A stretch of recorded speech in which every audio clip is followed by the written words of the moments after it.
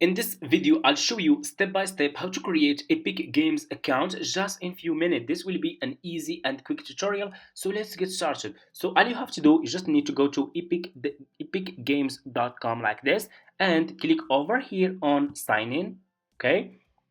And you will be directly in this page. What you need to do next is you just need to scroll down and click over here on create account. Okay.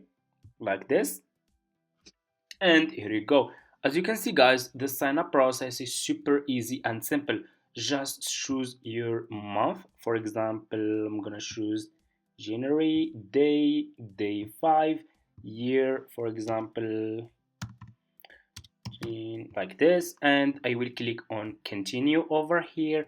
And what you will do next, you need to choose your country. So for example, you can choose any country that you just search for your country from here. Okay, for example, let me see here, I'm gonna choose for example like this and put your email address over here and your first name and your last name, and then put your display name here, the name that you want to use, your password. Okay, and make sure to accept this term like this and this one.